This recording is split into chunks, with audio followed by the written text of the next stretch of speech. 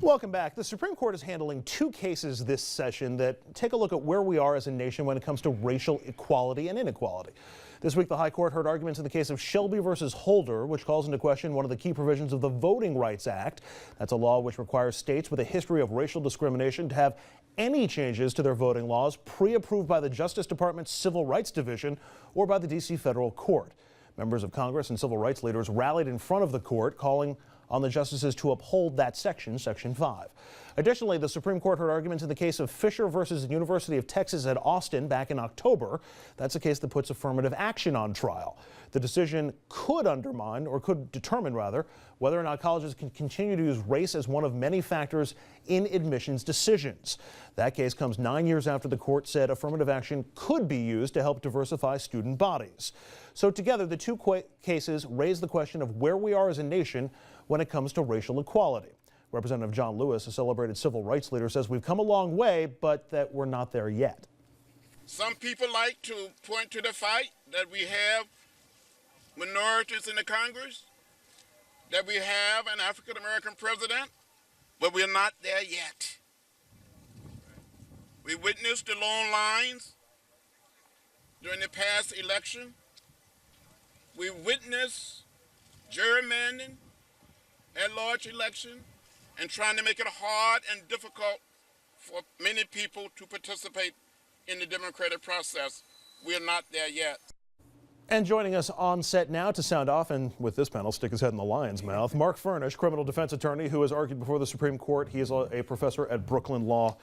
Mark, welcome. Thank you. Thanks for having me. Mark, when you went before the Supreme Court, did you have to wear a jacket and tie? I did. Okay, I mean, this is RNN, for God's sake. Can we get a jacket and tie? This is an august panel, but not that august. So I'm dressed down for the occasion. I dress for the audience. So plus, they issue you a guide, Tommy, that tells you how to dress when you go to Is that right? Yeah, you can find it on the court's website. Can we get a guide for the future panel? Yeah. There's a guide written by Justice Scalia. We'll see what we can do. No joke. Nice filibuster on this, though, Tom. As we're going to go through and we're going to show some of the quotes from this argument today or this week from Scalia, from Justice Kennedy and Justice Roberts, and we'll put those on the screen as we talk. But this is basically where we are. There seems to be some sentiment from the conservative members of the court that, or at least a sense that maybe we're out of the era where affirmative action and other racial assistance programs are needed.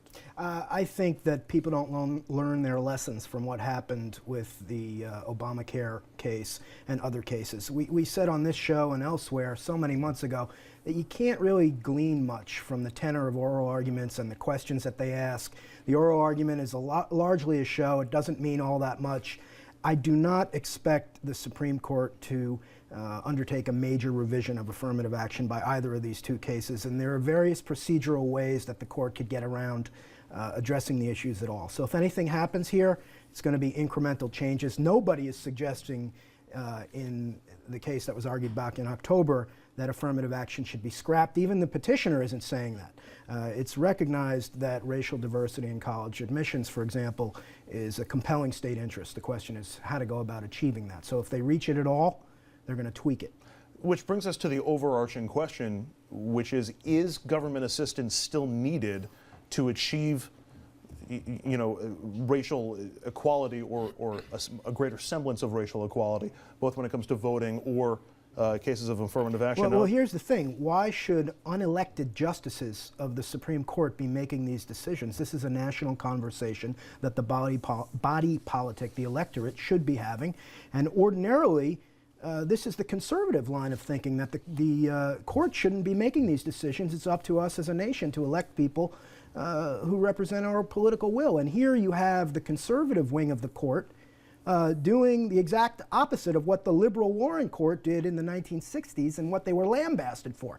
So if affirmative action is going to be redrawn, it's going to be redrawn in a reverse way by unelected conservative justices doing the exact opposite of what their judicial philosophy would ordinarily dictate. See, guys, that was a calm, cogent argument with him stating. Okay, let me open it up to the full panel. Have we reached the point of racial equality in America, at least to the point where government assistance isn't needed to provide it or to ensure it? I think that by and large, I think that affirmative action has worked very well to integrate society and certainly at the college level. I do think that we are approaching the level now where I think that when you have an African American president, when you have African American Supreme Court justices, et cetera, et cetera. But I do think that we always have to have an eye out for cases where people are treated unfairly.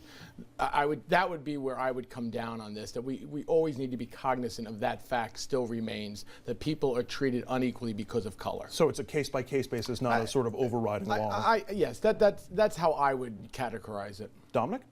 I think Tom just stated a reasoned approach, one that's quite reasonable. But the fact of the matter is, affirmative action is definitely needed.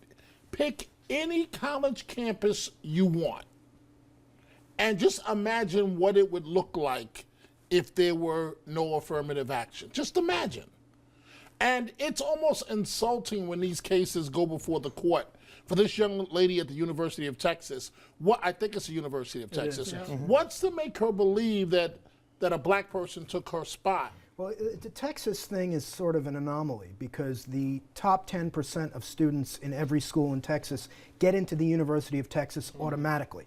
And that has been, in many respects, a great racial leveler in the state of Texas. So the debate in that case is over the students who don't qualify, who don't fit the top 10%.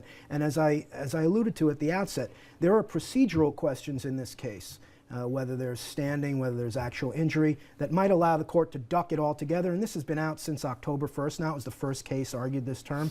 I'm not at all sure that they're going to reach a decision in the case on the merits. But is this the kind of thing where let's say we figure we've got some measure of racial equality in the country, thanks in part to affirmative action and the Voting Rights Act? I wouldn't go as far to say racial equality. I'm not saying that we are. We're far from that. I'm not saying that we are. But because, see, How do you say that? Here's a stereotype that Show we me as how. that In what way? we as Americans do. In what way? Here's what we do. Check, we have a black president, everything is great. Kumbaya, we all get along. I mean, I wish it was that way.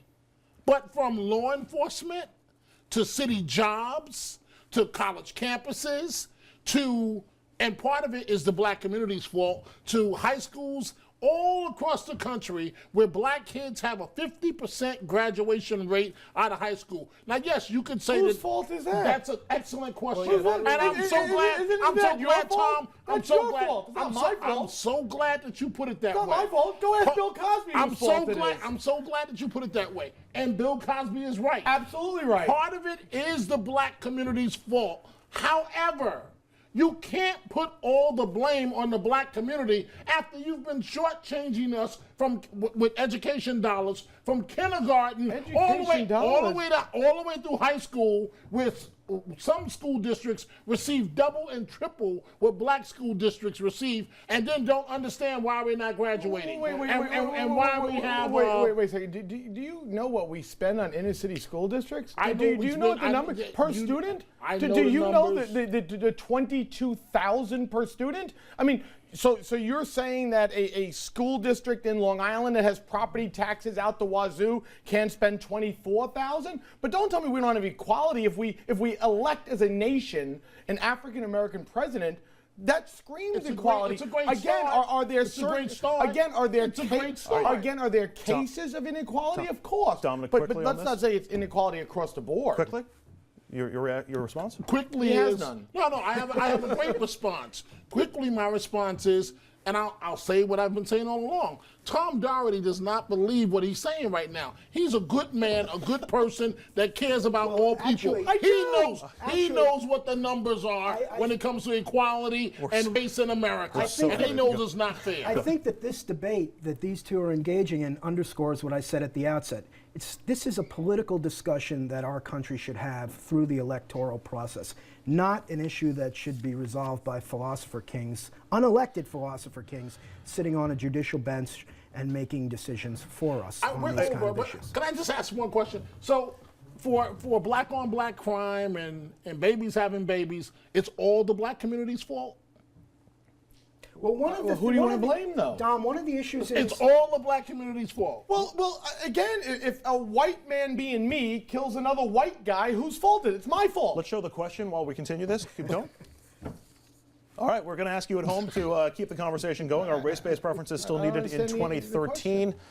Mark? Well, that's one of the things the court is discussing, whether these things should sunset, and if so, how long, when? 25 years, 30 years from now? That's Thank what you. they're talking Thank you. about. And a Shake my court hand. that's stacked We're going to take a with break here. Stay with conservatives. us. I mean, How is it stacked? We just upheld Obama.